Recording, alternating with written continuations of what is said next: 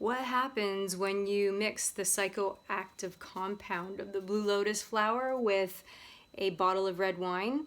Well, some people liken it to ancient Egyptian MDMA or ecstasy.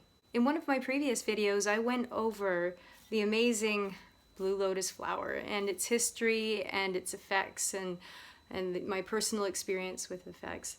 And I just wanted to share with you, since so many of you like that Blue Lotus video, is to introduce a recipe to you. And this is something that the ancient Egyptians actually did. They would infuse the flower matter of the Blue Lotus flower into wine. And the combination is quite aphrodisiac, quite euphoric. I liken it to being a bit tipsy through your crown chakra. But it was something that was very popular for ancient Egyptians. There's a lot of frolicking and orgiastic behavior associated with this combination, apparently.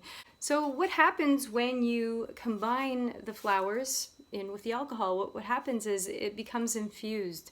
So the compounds from the lotus flower will be drawn out into the alcohol over time, making the alcohol itself a potent psychoactive elixir. The psychoactive compound that is the psychoactive compound that's drawn out of the flower petals is aporaphine. So this is the psychoactive compound that gets drawn out and infused into the wine. So you can imagine those two things together create something that is a little bit different than just having Blue Lotus on its own as a tea. The other active compound that is drawn out of the flower petals is nucerafin. Nucerafin, which is a dopamine receptor blockade. So that's also drawn out and brought into the alcohol and creating a completely different effect than it would with just as a tea. So like with anything, with working with new foods or substances or plants or anything that you're putting into your body, it's important to do an allergy test, as you might be allergic to it. So you could simply do a patch test, which is literally taking the plant matter and rubbing it on the underside of your arm. But sometimes people have internal allergies. This is completely at your own risk, and also something that you might want to talk to your health professional about. So as a quick disclaimer here, you do these things, it's all at your own risk. As well as alcohol, it's something that you need to use responsibly and mindfully and consciously, and be careful. I am in no way advocating the abuse of alcohol in any way. So the first thing you want to do is make sure that you have all of the components to make your Blue Lotus wine. So you're going to have to get yourself some Blue Lotus flowers and make sure that I got a 100-gram bag here, and make sure that you have enough because it's probably going to need 10 to 20 grams of Blue Lotus flower to go into your wine.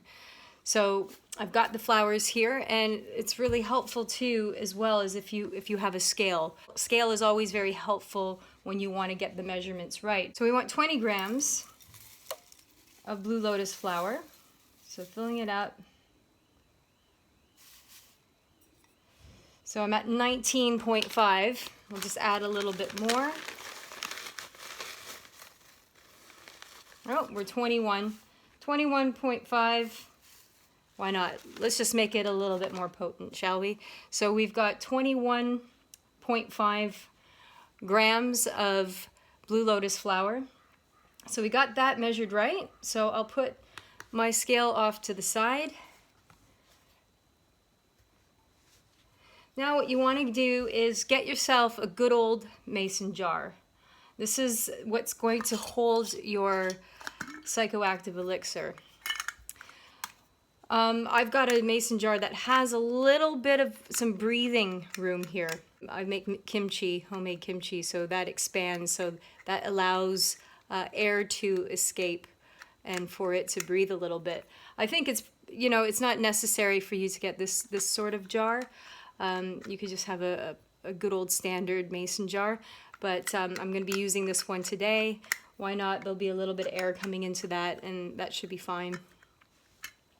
So the next thing you want to do is fill your mason jar with the Blue Lotus flowers.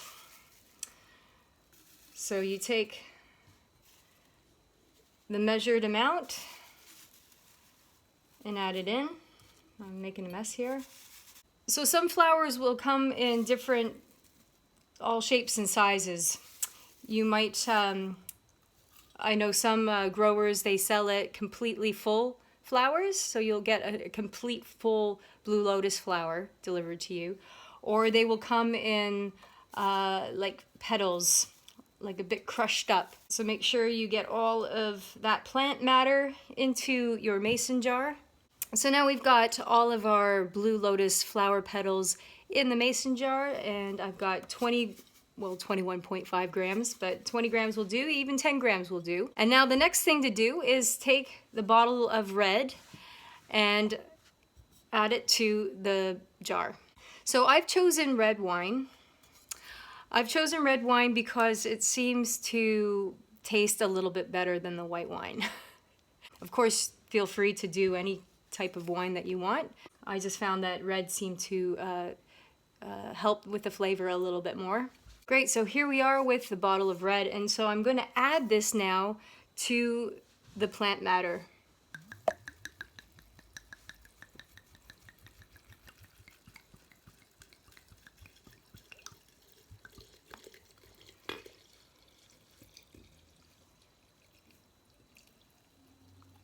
So as you can see, the jar that I have, it fit all of the wine perfectly. So you can see here it's starting to mix a bit. Give it a little swill, put the cap on, and I'll give it a little shake. So as you can see here, we've got the Blue Lotus flowers that are now expanding within the content of the red wine. So basically what happens is when the flower petals come in contact with liquid, they reconstitute. They become fleshy again, basically. So you'll notice that they'll start to expand within the content of the red wine. Now I was talking about timing, and I was telling you that I like to infuse the lotus flowers in wine on a new moon, and I like to open it on a full moon. So that in the lunar cycle is roughly 14 days from new moon to full moon. So that's 2 weeks of infusing, but I have done it for longer as well. I've done it for a full lunar cycle from the new moon all the way to another new moon, and that's about 29.5 days. So between 2 weeks and a month should get this really psychoactive and very magical. So here we are after you've been waiting for 2 weeks or possibly a month, depending on how long you want it to infuse. It's time to partake in our amazing magical wine. So what you're going to need for this process is a sieve or strainer of some kind, and something that you can pour the wine into that you're able to then pour out the wine. So a measuring cup's quite a good one. Place the strainer above.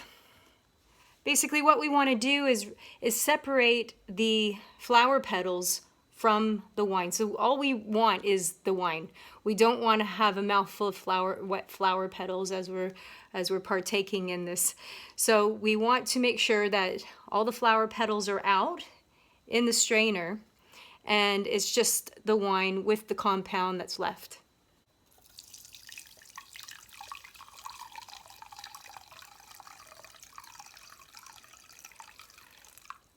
There we go. So as you can see, we've got some flower petals left over here, and here we've got the wine with the compound minus the flower petals. And now the Blue Lotus wine is ready for you to partake. And I usually use a little shot glass. I like to use small portions. I use this in ceremonial and ritualistic ways, but of course you might use this in a different way. And everybody is a bit different and they have their different practices. I'm still looking for wooden shot glasses, actually. If anybody hears of any wooden shot glasses out there, I just feel like wooden shot glass would be like an amazing thing.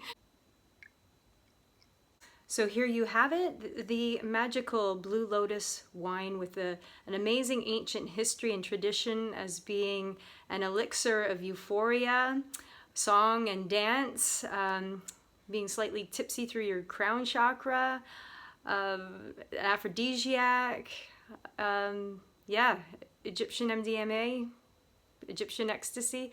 See what you think for yourself. But an amazing celebratory ancient recipe, really lovely on a full moon. Of course, enjoy it in any way that you see fit. Cheers. So there you have it, an ancient Egyptian recipe that combines wine and blue lotus flowers. I hope you enjoyed this video. Stay tuned for more of my videos about plant work, psychoactive plants, winerigens, which are dreaming plants and herbs, and psychedelics. Click the like button if you like this. Leave a comment if you've had experiences with blue lotus flower wine and making it. And click subscribe. I'd love for you to follow and keep up to date with my videos. Until then, I'll see you next time.